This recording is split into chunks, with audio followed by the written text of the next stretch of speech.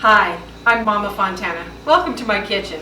Today we're going to make one of my most favorite things, and I think it's a favorite of a lot of people, chicken pot pie.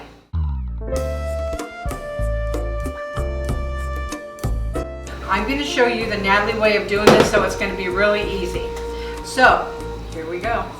First thing we do is I have everything pretty much prepped, but this is all easy stuff. So I use chicken, and what I do is I go to Sam's Club and I buy the rotisserie. I always take off the skin because although it tastes good, it's not that great for you. So I just cut up rotisserie chicken. So this is actually 2 rotisserie chickens, and the reason for 2 is because, well, we like it chickeny. And the other thing is I'm going to have to make 2 because my family is big enough. I have 3 boys, and when they bring all their wives or fiancés over, you need to have more than 1 pie. It's not going to be enough. So after we have that, I always buy diced potatoes. Now you can buy these either in the refrigerated section or you can buy canned diced potatoes. These are a little bit more potato-y, they feel a little bit more real, so that's why I bought those. And so there are 2 packages of those. The next thing that I put in there is just peas and carrots. Frozen section, get diced carrots and peas, and they actually come together, and so you can just mix this all in together. Put it in there. There's your next ingredient. Pretty simple so far, don't you think? I'm just going to give this a little mix before we add anything else, because we want to make sure that this all gets put in there together. Now you can make variations of this. If there's something that you don't like, take it out. If there's something that you think would be even better in it, I've often thought maybe pimentos. That would give it a little pretty color. If not, you choose. Do what your family likes. I'm doing what my family likes. So right here, I have chicken gravy that I've already made. So you can use canned. You can use the packages. Not everybody has some chicken broth sitting around and all the ingredients from chicken that you've cooked. So you can use the package, just get it mixed up, get it warm, and then you just add that to this. Doesn't that look good?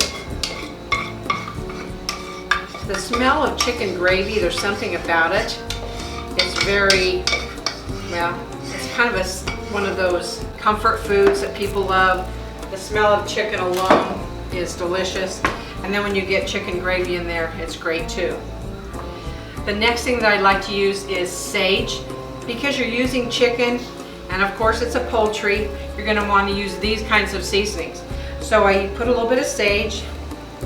That's also going to be to your liking. This isn't coming out very well, so if I shake it hard, you know why. And then a little bit of poultry seasoning as well. Whenever I do any kind of poultry, baking, cooking, whatever, it gives it that little extra kick. Also a little salt and pepper. You have to have that in just about anything you make. I don't know about you, but I'm a pepper person. Not so much salt. Number one, most people don't need any extra salt, so I like people to, if it needs a little salt, I would rather them salt it to their liking, because there are even some people that really can't even eat salt. So with that gravy, and you're mixing this up, it gets a texture that when you're cooking it, it's just going to be delicious.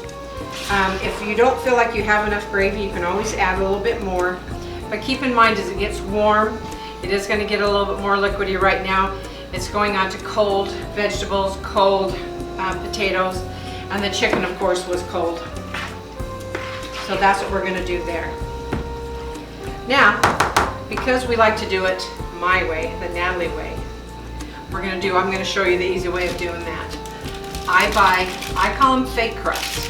So it's delicious pie crust. It's just something that I didn't have to make.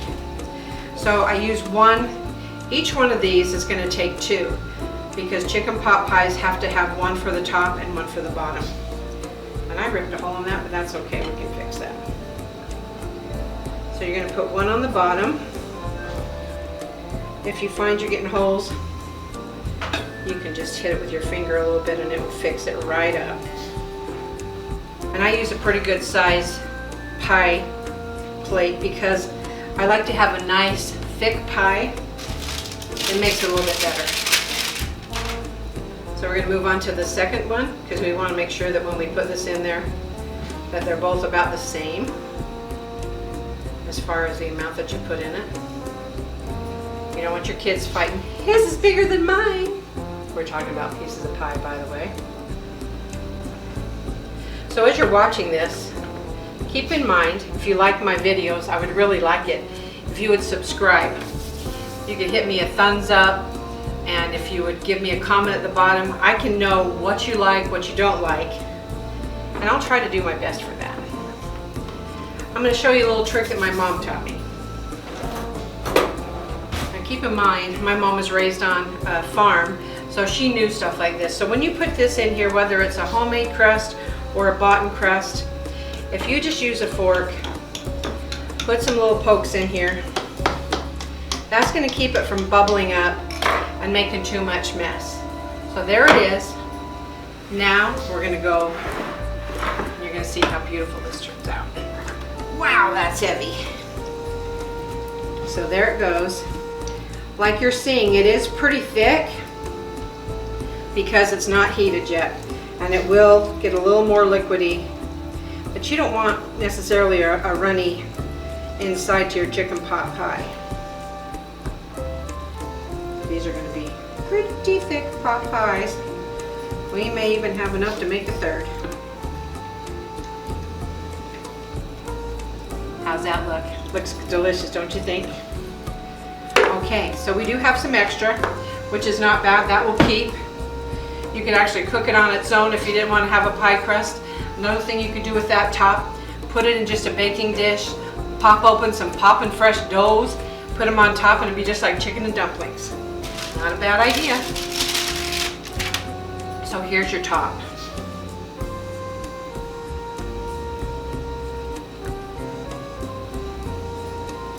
Easiest pie dough in the world. So I already have the oven, and it's set to 350 degrees. These are going to take right around an hour to cook. And just make sure that they've browned on the top, that it's hot and bubbly, because everything pretty much inside is already cooked. The only thing that you have to worry about really is just that the pie dough is done and that everything is heated through. Also, when you get done doing this, you kind of want to do the same thing that you did on the bottom. I'm just tucking this in because my husband loves pie dough. So if I cut any of that off, he'd go, "What'd you do with the extra pie dough?" And he's Italian, so maybe I should say, "What did you do with the extra pie dough?" There you go. Now we're going to put it in the oven, and we'll be back in 60. 1 hour later. Well, here they are. Here's one of them. They are just out of the oven, super hot, but I can tell they're going to be super delicious. Here's the other thing I told you I was going to do with the leftovers. I just opened up some poppin' fresh muffin biscuit things, and I just put them on top and just kind of cooked them up there. So they'll be really good too, so you can just, if you just want the chicken and the vegetables, it will be so good. So here's the pie. Oh my goodness, this looks so good. And look at the crust. I mean, seriously, for being cheater crust, that's what I call it. It looks so good, but you know what? You can see the steam coming off that little sucker. That's gonna be so hot, but I can't hardly wait to taste it. If I scream, I'm sorry. Oh, you can smell the sage and the poultry seasoning. Oh yeah, it's hot. Oh yeah, it's good.